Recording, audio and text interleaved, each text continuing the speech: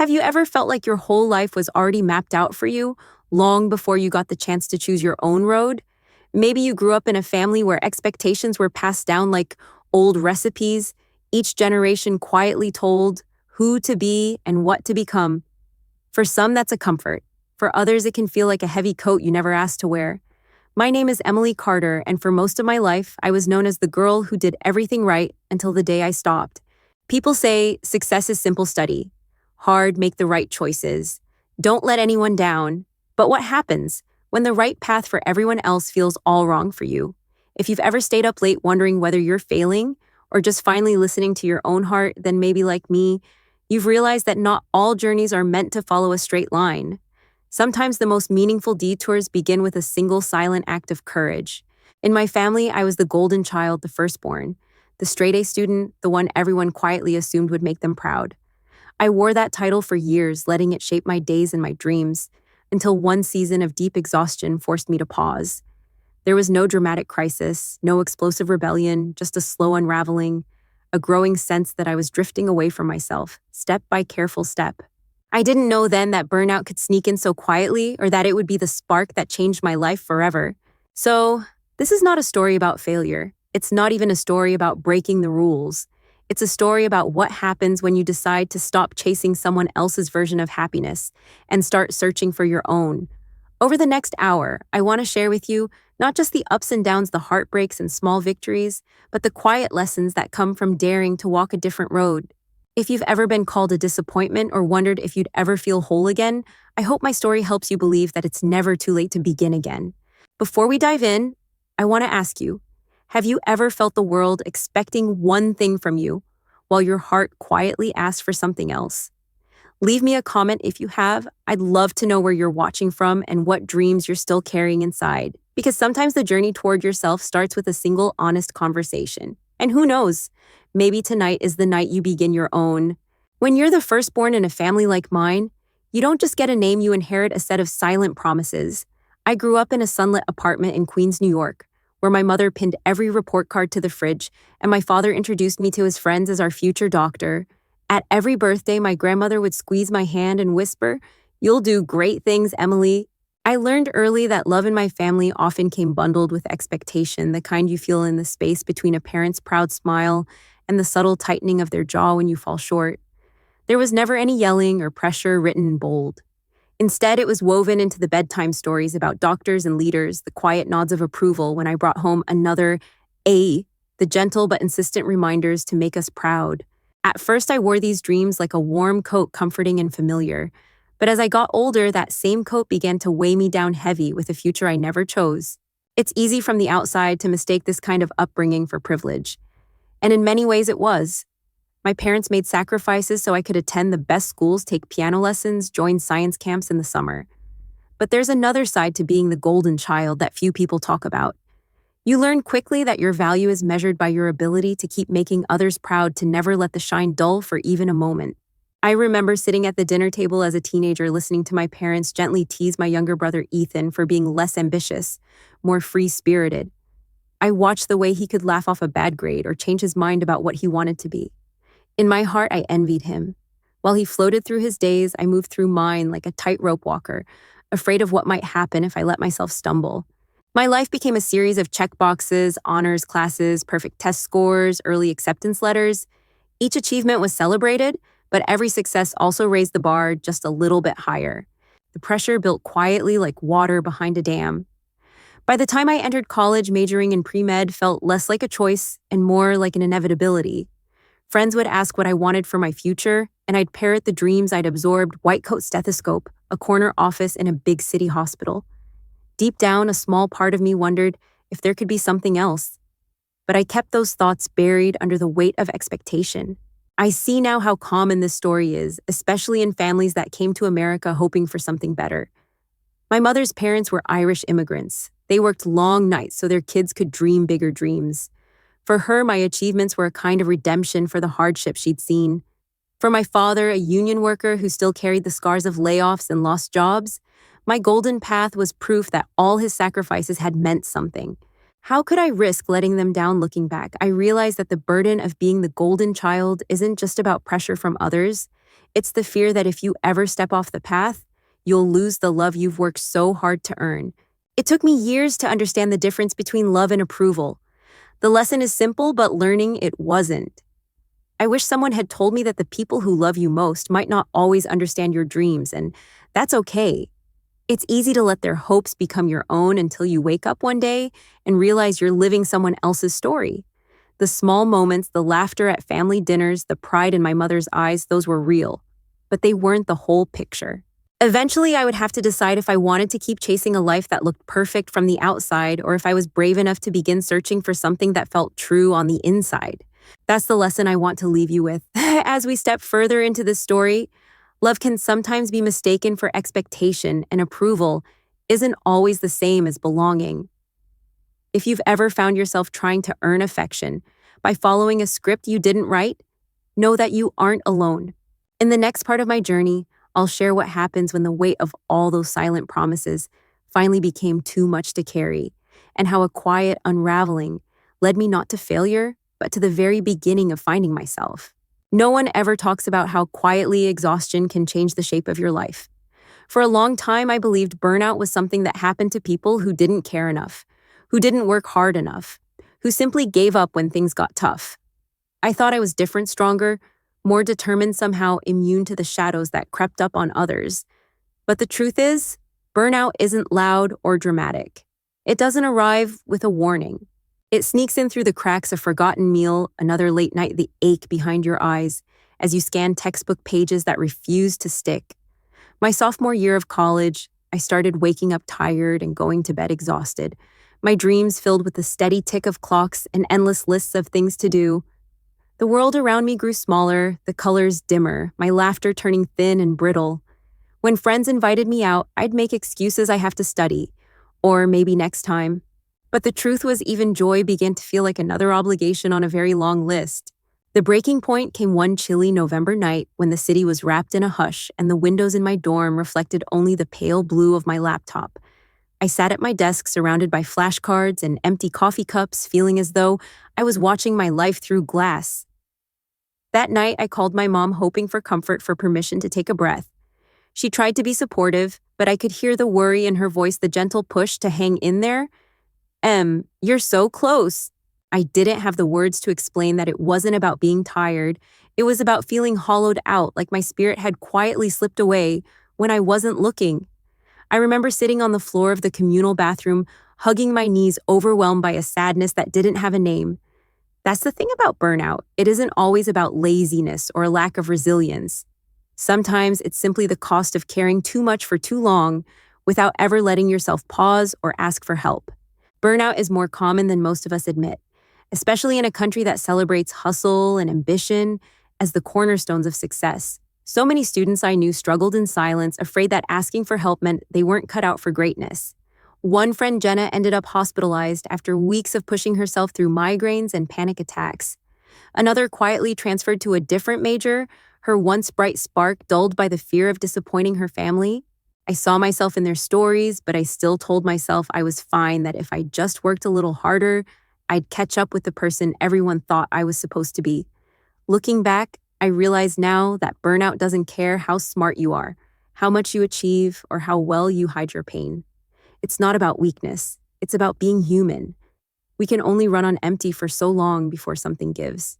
The lesson that emerged from those gray, lonely months was one I wish I'd learned much earlier. Admitting you're struggling isn't the same as failing. In fact, sometimes it's the bravest thing you can do. It took me far too long to accept that the world wouldn't end if I stepped off the treadmill. But when I finally reached out to the college counselor, when I finally said I'm not okay, the relief was immediate, if not complete.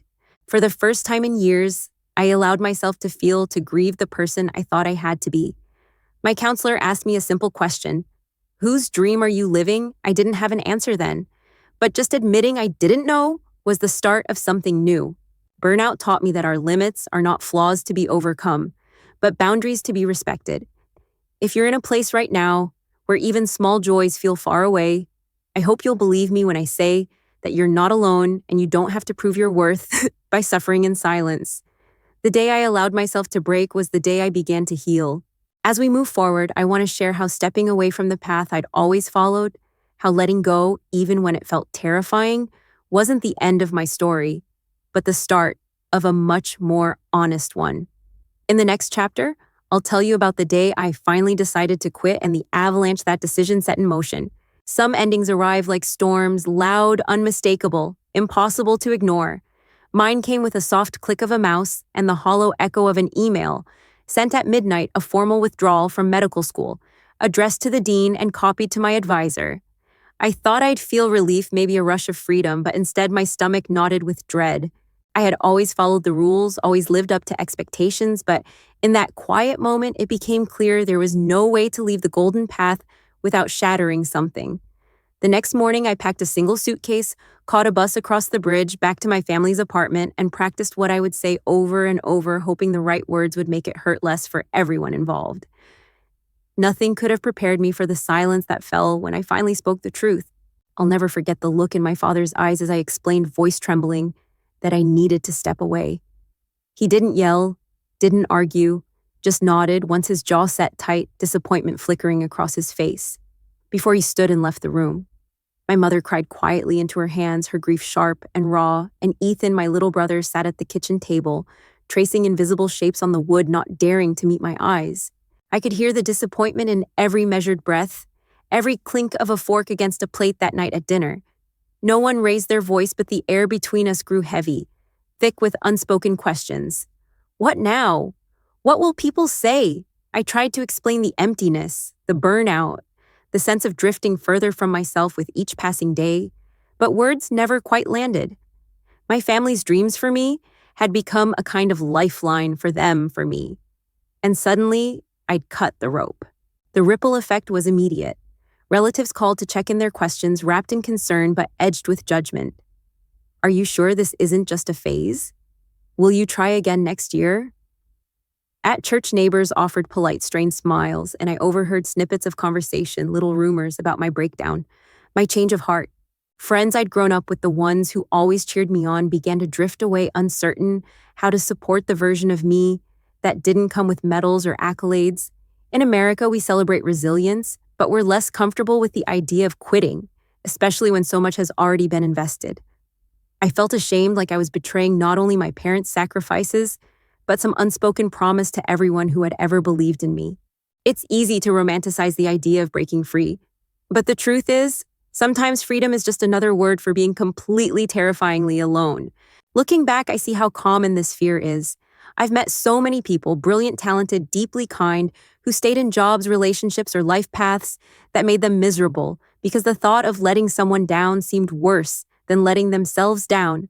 My friend Marcus, for example, finished law school even though he hated every minute just to make his father proud. It took him years to admit that the dream was never his to begin with.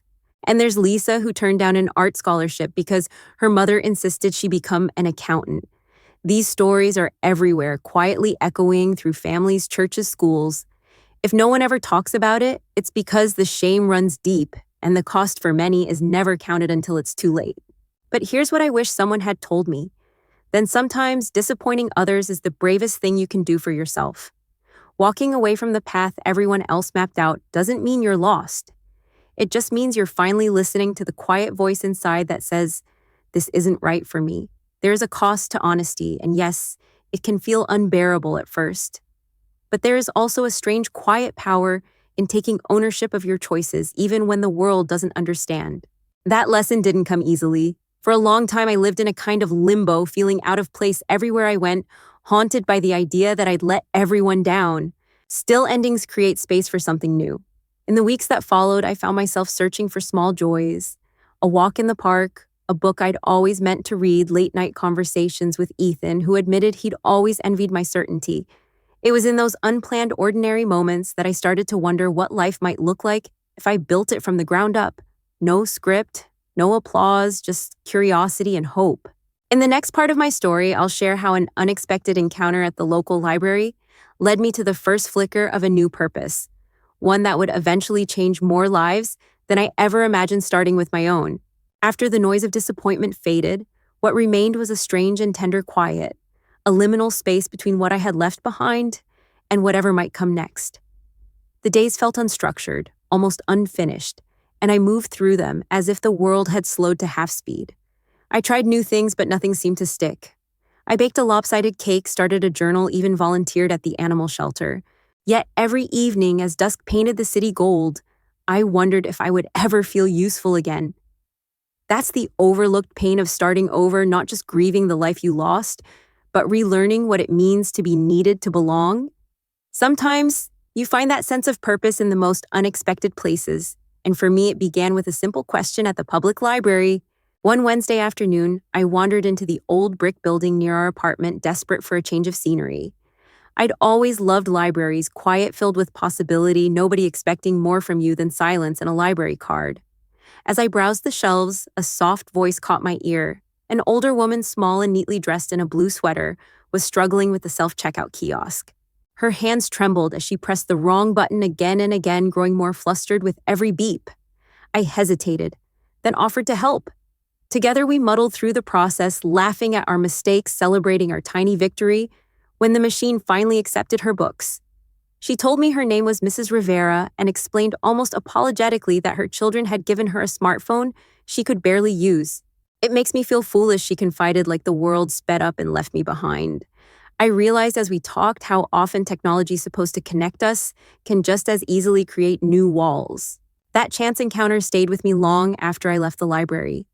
I kept thinking about Mrs. Rivera, about how her story wasn't unique.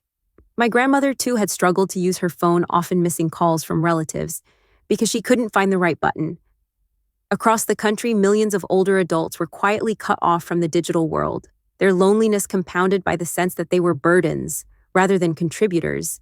I started reading articles about the digital divide and was shocked to see how deeply it affected seniors, not just socially, but economically and emotionally as well. The more I learned, the more I realized that this wasn't just a problem. It was a calling waiting to be answered. Maybe my detour from medicine hadn't been about failure after all. Maybe it was about noticing a different kind of wound, one that required patience and compassion more than a prescription pad. My first small step was simple. I posted a flyer on the library's bulletin board offering free tech help for seniors. The response was modest at first. 3 people the first week, then a handful more, each with a story of frustration and hope. One man, Mr. Patel, wanted to video call his granddaughter in Oregon for her birthday. A woman named Gloria brought in her tablet, determined to finally master email so she could share recipes with friends. I was clumsy at teaching sometimes, fumbling the explanations, but together, we laughed through every failed password reset and accidental app deletion. Slowly, I saw faces light up with pride-watched connections spark between generations. Felt my own heart begin to heal. Every small victory felt enormous, one less barrier, one more bridge. The lesson I realized is that purpose doesn't always roar in with fanfare. Sometimes it arrives as a whisper, a nudge, a door you hadn't noticed before. When you set out to help others, especially those who feel invisible, you often end up rescuing parts of yourself too. As my workshops grew, so did my understanding what people needed most wasn't just technical support, but patience, encouragement, and the belief that it's never too late to learn. In the next part, I'll share how these humble beginnings, the laughter, the setbacks, the growing community planted the seeds for something far bigger than I ever imagined. That was the first spark of SilverLink, a project that would soon transform not only my life, but the lives of so many others who thought they'd been left behind. Those first months of teaching technology to seniors were equal parts chaos and wonder. Each Saturday morning, I'd lug a box of cables, chargers, and Post-it notes to the back room of the library, unsure if anyone would show up. Some days, only 2 people came, Mr. Patel and Gloria, faithful and cheerful, always ready with a story about their grandchildren. Other weeks, a half-dozen new faces appeared, each carrying their own tangle of devices, questions, and frustrations. I quickly realized that this wasn't going to be the kind of teaching you found in textbooks or lecture halls. Everyone learned differently. Some preferred to write steps down in neat cursive. Others needed to try things over and over before the process clicked. What I didn't expect was just how patient I would need to be with them and with myself. In the beginning, there were plenty of mishaps. I remember the day Gloria accidentally deleted every app on her tablet. The look of horror on her face was matched only by the sinking in my own stomach. We spent nearly an hour recovering her icons, laughing at how the cloud sounded more like a weather report than a storage solution. Mr. Patel's phone would sometimes freeze mid-call, requiring us to experiment with forced restarts, and at one point, a hopeful prayer over the stubborn device. There were moments of confusion, and even some tears times, when I wondered if I was really helping or just making things more complicated. Yet every small triumph, a sent photo, a successful video call, a proud "I did it myself," felt monumental, not only for my students, but for me too. In those moments, I began to see that the value of the work wasn't measured in numbers or speed, but in the quiet persistence of simply trying again. The more time I spent with the group, the clearer it became that these sessions were about far more than technology. We shared cookies and stories, compared notes about our favorite books, and celebrated every holiday with extra laughter. For some, the class was the only social interaction they'd had all week. I heard stories of grown children who lived thousands of miles away, of lost spouses, of friendships fated by distance or misunderstanding. There was a longing to be connected to, belong to the world again. And every time a new skill was mastered, I watched a little of that loneliness melt away. I thought often about Mrs. Rivera, the woman who first inspired this journey. She came to every class sitting in the front row, her blue sweater a familiar comfort in the sea of unfamiliar technology. She once told me, learning something new at my age isn't just about the computer. It's about proving to myself that I'm still growing, that I'm still here. I realized how universal that desire is to be seen, to matter regardless of age. Looking back, the greatest lesson from those early days wasn't about software or troubleshooting, but about patience, empathy, and letting go of the need for perfection. There were plenty of mistakes and plenty of times when I wanted to give up, but every week I returned drawn by the warmth of this little community. Sometimes the path to purpose winds through the most unexpected places, like a cramped library room filled with laughter and the faint hum of old computers springing to life. I learned that progress rarely looks like a straight line, but more like a spiral. Sometimes you double back, sometimes you leap ahead, but as long as you keep moving, you're still growing. Those humble beginnings planted seeds I couldn't yet see. Word started to spread, friends told friends, grandchildren signed up their grandparents, and soon the room was overflowing. My heart swelled with every new face, every thank you, every "can I bring a friend next week?" It was clear that what we'd built together wasn't just a class, but the start of something much bigger. In the next part, I'll share how these tiny triumphs and the bonds we created began to ripple outward, and how just as my little project found its footing, a new set of challenges arose, this time from the people I loved most. As the little technology group at the library blossomed into something real, I found myself growing in ways I never expected. But as my sense of purpose deepened, so did the distance between me and my family. If you've ever made a decision that takes you off the well-worn path your loved ones had imagined, you'll know the odd ache of being both proud and lonely at the same time. I still lived at home sharing meals with my parents and Ethan, but our conversations had changed. My mother especially struggled to understand why I was investing so much energy into helping a few old folks with their phones, as she often put it. She meant well, her voice was always gentle, but I could hear the worry underneath, a longing for me to go back to school to reclaim my place in a future she'd pictured since the day I was born. It all came to a head at Thanksgiving. That year, we hosted the extended family, the table groaning under the weight of roasted turkey cranberry sauce and 3 different kinds of pie. In between laughter and stories, my uncle asked about medical school, and the room went silent. My father cleared his throat, and my mother forced a small smile. "Emily's been working on a community project," she said, choosing her words carefully. My aunt chimed in with a well-meaning, "That's nice, dear. But are you thinking of going back?" The old script played out. Pride, concern, disappointment, all tangled together. Ethan tried to change the subject, but the feeling lingered, a heavy blanket over the rest of the meal. I spent the afternoon in a daze, wondering if there would ever be a way to make my family see that what I was building mattered. That holiday wasn't unique. I found myself fielding the same questions at weddings, birthday parties, even in line at the grocery store. "Are you still doing that tech thing?" People would ask, their voices soft with uncertainty, as if the words themselves might sting. Some days it made me angry, other days it just made me tired. I wanted them to see the joy I saw the way Mr. Patel's face lit up when he heard his granddaughter's laughter through a video call, or how Gloria's emails bridged an ocean between her and her sister in Ireland. But all my family seemed to notice was what I wasn't doing. I wasn't wearing a white coat, I wasn't earning a steady paycheck, I wasn't following the map they'd drawn for me. It's a common story, I think, especially for first-generation Americans, children living between the dreams of the past and the reality of their own hearts. Still, the hardest conversation came one evening with Ethan. He found me in the kitchen staring at the glow of my laptop as I drafted lesson plans for the next workshop. He hesitated, then asked softly, "Do you ever wish you'd just stayed in med school?" I could see the concern in his eyes, the way he wanted to protect me, to shield me from judgment and regret. I told him the truth some days. Yes, I wondered what might have been. But most days I felt more alive than ever. We talked for a long time that night, sharing secrets and fears, until I realized that even Ethan, in his quiet way, felt the burden of comparison. He'd spent years watching me collect trophies, always wondering if there would be room for him to shine too. If there's one lesson I learned in those months, it's that love and pride can collide in complicated, sometimes painful ways. Our families want the best for us, but sometimes their vision of the best is shaped by their own hopes and hurts. It took me a long time to see that their disappointment didn't mean my path was wrong. It just meant it was unfamiliar, maybe even a little frightening for all of us. As SilverLink's little community grew, I clung to that understanding, letting it soften the sting of hard conversations. And I promised myself that if I ever had children of my own, I'd try to love them for who they are, not just for who I hoped they'd become.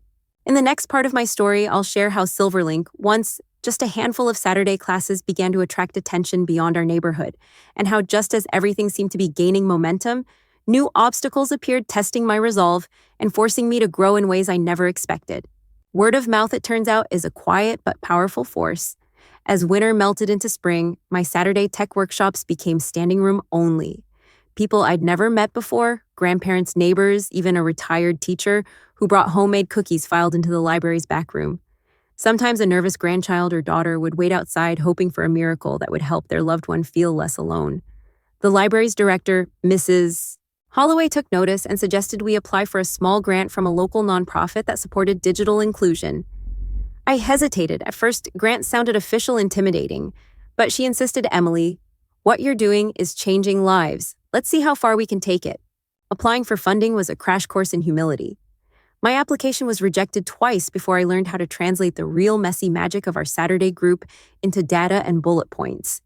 I'd sit late at night, hunched over my laptop, trying to find words that would capture Mr. Patel's beaming smile or Mrs. Rivera's triumphant send on her first email. But for every no, there was a reason to try again. The third time, our story landed in the hands of a program officer who'd watched her own mother struggle with technology. SilverLink received its first grant, enough to buy refurbished tablets, pay for printing materials, and rent space for a larger class. I felt a wild mixture of excitement and terror.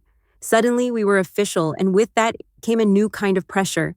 As SilverLink grew, I had to learn quickly how to manage volunteers, how to run a class twice the size, how to handle the technical glitches that multiplied with every new device. I recruited 2 college students, Sophia and Ben, to help, each bringing their own brand of patience and humor.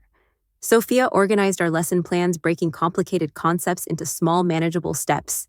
Ben became the troubleshooting wizard, able to fix almost anything with a smile and a borrowed screwdriver. Together, we discovered that building something from scratch wasn't about having all the answers. It was about being willing to learn alongside the people you served. Still, there were plenty of growing pains. Sometimes participants would get frustrated and storm out, only to return the next week, sheepish but determined.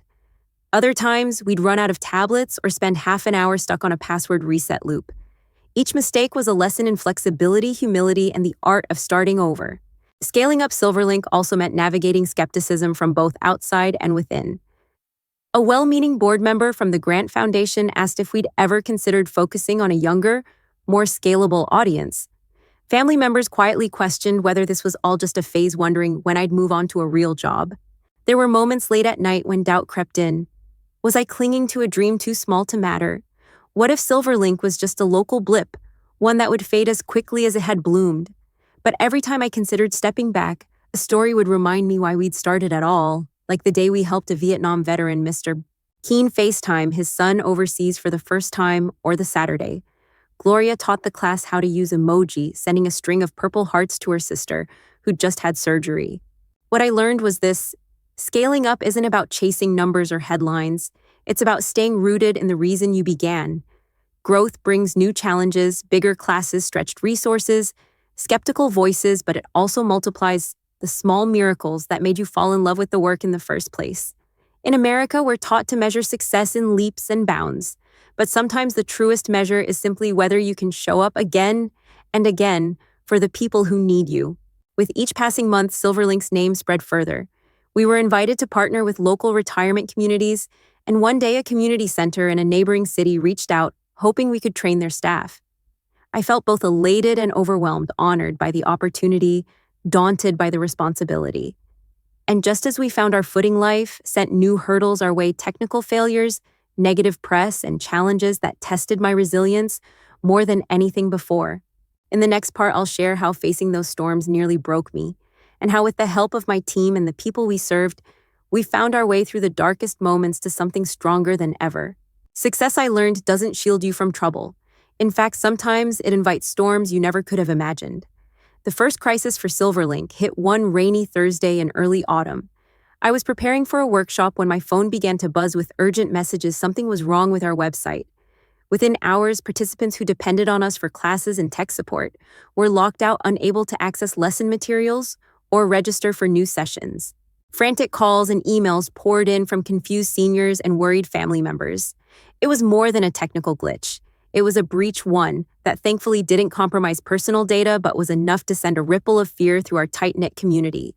As I scrambled with Sophia and Ben to diagnose the problem, my mind raced with worst-case scenarios. How would we rebuild trust if the very tools we'd given our students suddenly failed them? News travels fast in small circles, and before long, a local reporter caught wind of the outage. The next day, a headline read, "Nonprofit for Seniors Stumbles Website Glitch Leaves Users Stranded." I felt a pit open in my stomach as I scrolled through comments online, some sympathetic, others dismissive. A few people questioned whether young people like me should be running a project for older adults at all. For the first time since SilverLink began, I found myself doubting not just my technical skills, but my right to lead. When I called my parents to update them, my mother's first words were, "I just hope this doesn't become a bigger embarrassment." It stung more than I expected, even though I knew she worried about my reputation and the families. But the pain also lit a quiet fire. I remembered Mr. Keene, the veteran, who once told me, "You don't have to get it right every time. You just have to show up and try." That week, we did just that, pulling all-nighters, working with a volunteer developer, keeping every affected student updated by phone. We sent handwritten apology notes to our regulars, and Sophia even organized a technology troubleshooting tea party, turning a moment of frustration into an impromptu lesson about resilience. Slowly, trust began to return. Setbacks, I realized, are invitations, sometimes painful, always humbling to become stronger than before. The technical failure forced us to rethink our security, bring in outside experts, and build better communication channels with users. It also revealed the depth of the community we'd built. Students reached out not with blame, but with encouragement.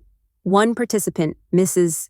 Chang, baked brownies for our next class, telling me, "If computers never failed, none of us would have learned to laugh at ourselves." That laughter, shared in the middle of what felt like a disaster, reminded me that vulnerability, not perfection, is what makes real connection possible.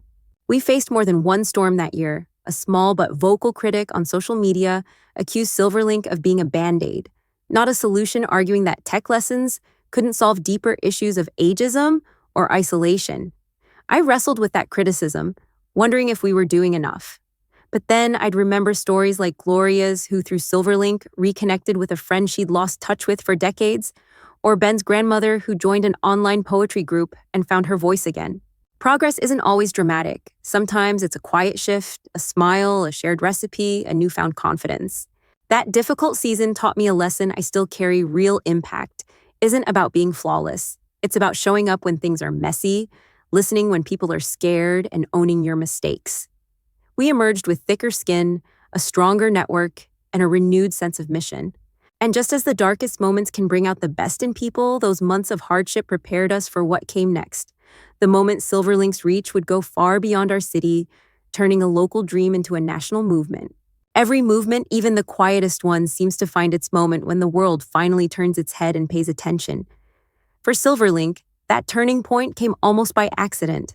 After months of repairing trust and growing stronger as a team, Sophia suggested we organize a citywide event, Digital Grandparents' Day. The idea was simple, but powerful. We invited families across the city to bring their grandparents to local libraries, where volunteers helped them connect with loved ones far away using tablets, smartphones, and video calls. The library buzzed with laughter and a few happy tears as people of all ages gathered around glowing screens, faces brightening at each new connection. It felt like a holiday, one born out of necessity and hope. What we didn't expect was the ripple effect. Photos of the event began circulating on social media, and within a few days, local news outlets picked up the story. The coverage snowballed, first a segment on evening TV, then a call from a national morning show asking for an interview. Suddenly, emails flooded our inbox from every corner of the country. Librarians in Iowa, social workers in California, a retirement community in Maine, all wanting to know how they could bring SilverLink to their towns. Even my mother, who had always watched my work with guarded concern, saw the broadcast. She called me that night, her voice soft and shaky, to say she was proud. For the first time, I could tell she truly meant it. I watched our small project bloom into something larger than I ever dared imagine. We began training volunteers in neighboring cities, partnering with larger nonprofits, and adapting our lessons for Spanish and Mandarin-speaking seniors. Each new request, each story shared, reminded me that what began as a handful of Saturday classes had become a thread in a much bigger tapestry, one woven from moments of courage, patience, and simple human kindness. Among the most moving messages was from a man in Montana who wrote, "I never thought I'd see my great-grandson's face again. Your program gave me that gift." That's when I realized SilverLink was no longer just a bridge for seniors and technology. It was a bridge for families for generations, for the invisible to be seen and heard. The attention also brought its challenges. Scaling up meant new logistics, new partners, and more responsibility. There were endless Zoom meetings, legal documents, and the ever-present fear of losing the heart that made SilverLink special. I learned to delegate more, to trust Sophia and Ben, and our growing circle of volunteers. With every new city we entered, we made sure to keep the warmth and patience at the center of every lesson. No matter how big we became, we never lost sight of why we started to help people feel less alone, to prove that it's never too late to learn, and to make sure every laugh and every tear was honored along the way. Looking back, I see that turning point not as a reward for success, but as a new beginning. Sometimes the world notices not when you try to be impressive, but when you simply do good work again and again until the story writes itself. That was the lesson I carried with me as SilverLink became a national movement. Never forget the small beginnings or the people who made them matter. And as new doors opened, I found myself on the brink of another transformation, not just as a founder, but as a leader who could inspire others to dream even bigger. In the final part of my story, I want to share what happens when you reach the place you never thought you'd arrive, and how in the end, it's not the recognition, but the journey itself that shapes who we become. Standing at the edge of a dream you once thought was impossible is a feeling both humbling and strange. There were mornings as SilverLink became known nationwide, when I'd wake up and wonder if the old doubts would come knocking again. Yet what surprised me most was how ordinary many days felt, even in the midst of extraordinary change. My inbox filled with thank you notes from people in distant towns. I was invited to speak at conferences to share the SilverLink story, alongside others who had quietly built something meaningful from broken pieces. At one event, a woman approached me with tears in her eyes and said, "You helped my father feel like himself again." In that moment, all the struggles, sleepless nights, and early doubts softened into gratitude. With growth came new responsibilities, bigger grants, partnerships, and the challenge of protecting the gentle heart at the center of our mission. I learned that leadership isn't about having all the answers, but about listening, admitting mistakes, and building trust one conversation at a time. Our team expanded, each new volunteer bringing their own story and spark. Sometimes I'd pause during a workshop and watch as someone patiently guided a nervous grandparent through a new app. I saw myself reflected in those gentle moments, remembering how far we'd all come, not just in skill, but in courage. The world values quick results, but I discovered something deeper. True legacy is shaped slowly through kindness, repeated and shared. Forgiveness, too, found its place in this chapter. One evening, as we celebrated another successful digital grandparents' day, my mother pulled me aside. She admitted she had been afraid for me, afraid of letting go of her own dreams for my life. We talked for a long time, letting old hurts drift away. My father joined us, quieter but proud in his own way, and Ethan gave me a sideways grin, finally stepping into his own confidence as well. Our family, once so tangled in expectations, found a softer rhythm, one that made room for each person's unique journey. The more I forgave, the lighter I felt. Sometimes the greatest freedom is simply letting go of the story you thought you had to live. Looking back, the lesson that shines brightest is this: success is not a single moment, a headline, or an award. It is the sum of small, persistent acts of hope, 1,000 decisions to try again, and the courage to believe that your own path, however winding, deserves to be honored. I often tell new volunteers, the work you do may never make the front page, but it can change a life. If there's one thing I hope you carry from my story, it's that quiet victories matter. Each time you offer patience, each time you listen or teach or encourage, you plant seeds that will bloom in places you may never see. As SilverLink's reach grew, so did my sense of wonder. The project that began as a single uncertain act of kindness had become a movement, not because of any one person, but because of a community willing to believe in second chances, in lifelong learning, and in the power of connection. Wherever you are on your journey, whether you're building something new or simply trying to find your way, I hope you know that it's never too late to change direction, to forgive, or to begin again. In the end, the most important legacy any of us can leave is not what we built, but the lives we touched along the way. If you found a piece of your own story in mine, if you've ever felt lost, rebuilt from setbacks, or dared to begin again, I'd love to hear from you. Leave a comment below and share your thoughts, your hopes, or even the quiet victories that matter most to you. Your words might be just what someone else needs to read today. And if you believe in the power of patience, kindness, and second chances, I invite you to subscribe to this channel. There are so many more stories ahead, stories of growth, resilience, and the unexpected ways we shape each other's lives. Share this video with a friend or loved one who could use a reminder that their journey is still unfolding no matter where they are right now. Thank you for spending your time with me, for listening, and for bringing your own light to this community. Until next time, stay grounded, stay kind, and remember, your story is still being written, and you have more impact than you know.